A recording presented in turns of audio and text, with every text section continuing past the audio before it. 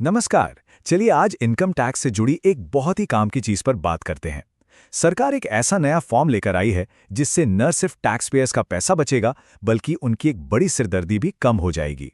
तो आइए इस नए फॉर्म 1221 को एकदम आसान भाषा में समझते हैं।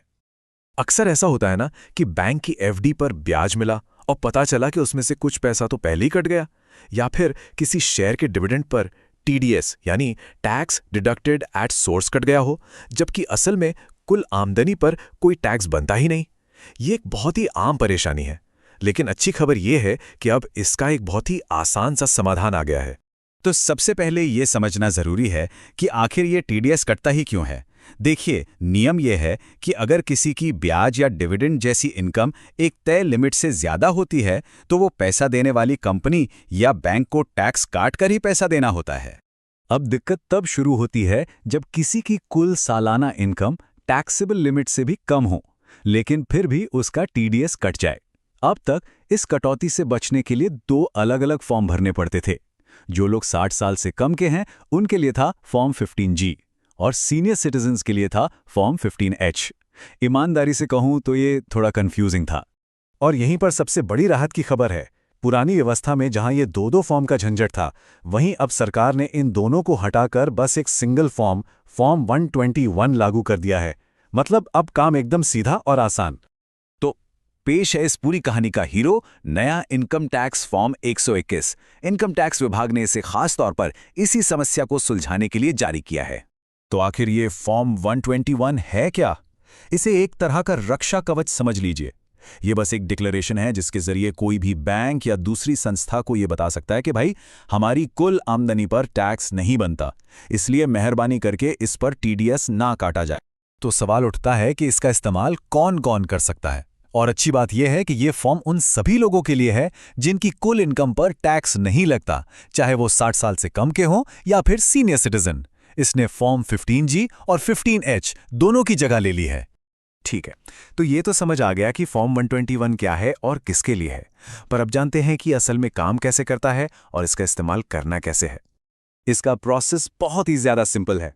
बस फाइनेंशियल ईयर की शुरुआत में यानी अप्रैल के महीने में ये फॉर्म भर के अपने बैंक, पोस्ट ऑफिस या जहां से भी इनकम आनी है वहां जमा कर देना है। बस इतना ही, काम खत्म। और इसकी सबसे शानदार बात है इसकी वैलिडिटी।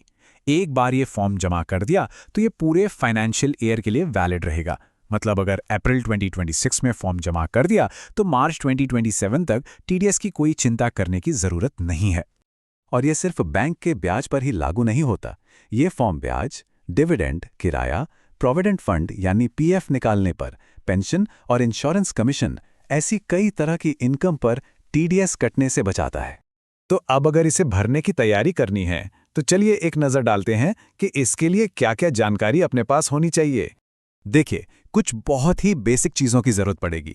अपना पैन नंबर, पेमेंट करने वाली संस्था यानी बैंक का टैन नंबर, एक पहचान पत्र, अपनी इनकम या इन्वेस्टमेंट की जानकारी और अपने बैंक अकाउंट की डिटेल्स। ये सारी जानकारी जुटाना बहुत आसान है।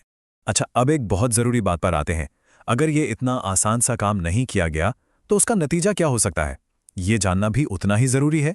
तो सवाल यही है कि अगर ये फॉर्म जमा न करें तो क्या होगा? क्या कोई बड़ा नुकसान हो सकता है? चलिए देखते हैं। सबसे पहला और सीधा नतीजा तो ये होगा कि अगर ब्याज की इनकम लिमिट को पार करती है, जैसे सीनियर सिटीजन्स के लिए 50,000 रुपए, तो बैंक बिना सोचे समझे टीडीएस काट लेगा। मतलब मेहनत की कमाई का एक हिस्सा बेवजह कट जाएगा।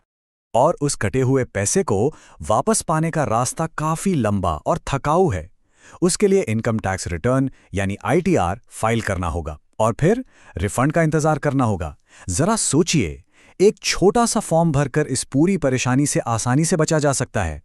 तो कुल मिला के ये जो फॉर्म 121 है, ये एक बहुत ही फायदेमंद और सरल सुविधा है।